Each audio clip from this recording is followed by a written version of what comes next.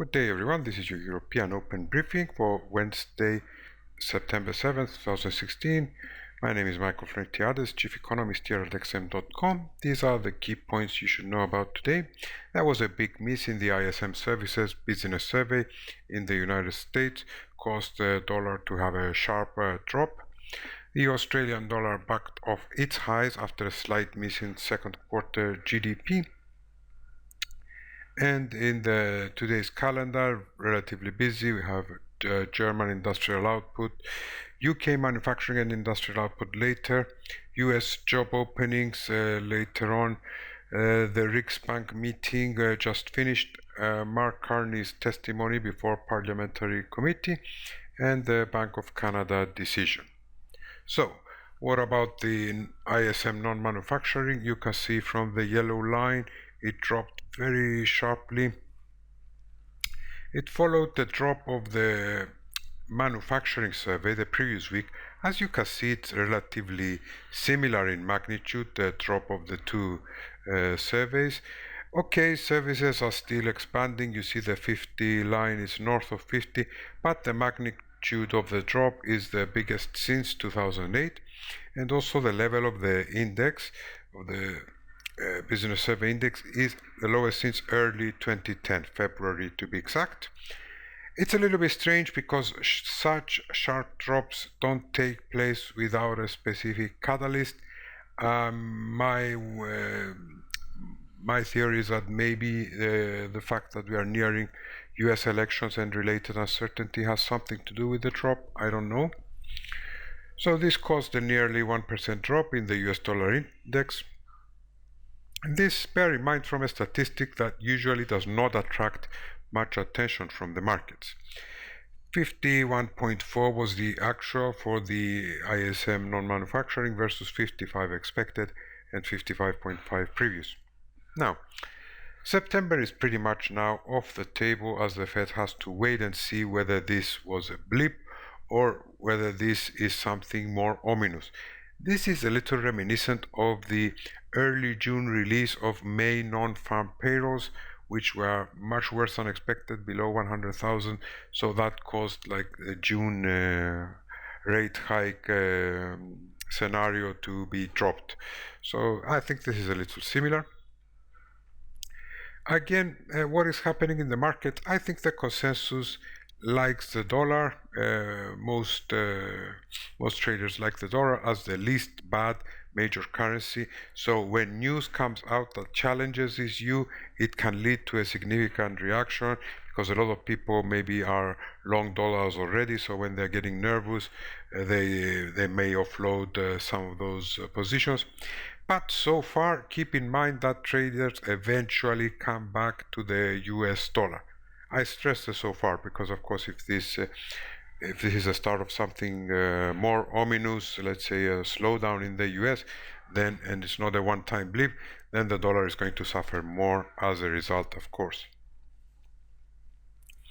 Amidst this dollar weakness, the yen looks like the strongest currency. You see the very big gains it made since yesterday, almost 2 yen, down from 103.4 to 101.4 for dollar yen.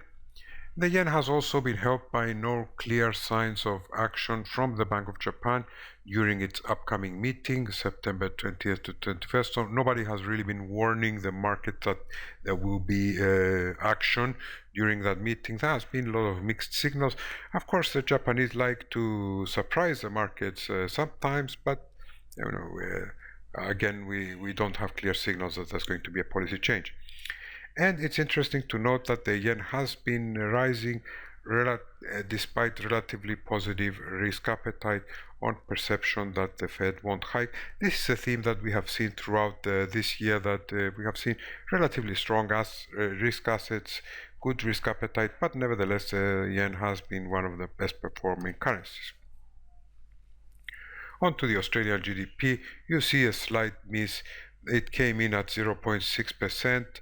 from a downwardly revised 1% previous number, so some slowdown in the Australian economy, although overall there is still optimism about that country's economic prospects.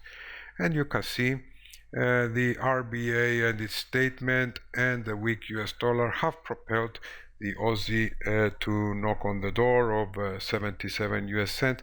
However, the weakish GDP figures have not helped the Aussie to climb higher, so it's a little down to almost touching the 0.7650 area. On to the calendar of events, we had a strong positive dairy prices yesterday, which might be helpful for the New Zealand dollar. We had a relatively weak capital expenditure, still at zero. Okay, it improved from minus 1.7. There was an upward revision in capex, but you see mostly about consumption, what is happening in the Australian GDP. Industrial output in Germany much worse than expected. Expected 0.2% month on month, came in minus 1.5%, so this is not good news for the euro. We are relatively soft data for the euro recently, so it will be interesting to see the ECB's take on that tomorrow. Halifax house prices not as bad as feared. During August, the drop was only minus 0.2% compared to minus 0.4% expected. The Riksbank kept rates unchanged at minus 0.5%. We have a little later UK industrial output expected to decline modestly, and we have Mark Carney's testimony later in the day to appear before a parliamentary committee. We have the JOLTS job openings in the United States, although it's about July, so it's pretty much old news now in September. And the Bank of Canada is set to hold rates at 0.5%. Also important maybe for the Canadian, not maybe, but for sure, what the price of oil is doing. And for that, we're getting the American Petroleum Institute crude oil stocks later on after the close of business in the US. So, that's all from me today. Thank you very much for watching and have a great day.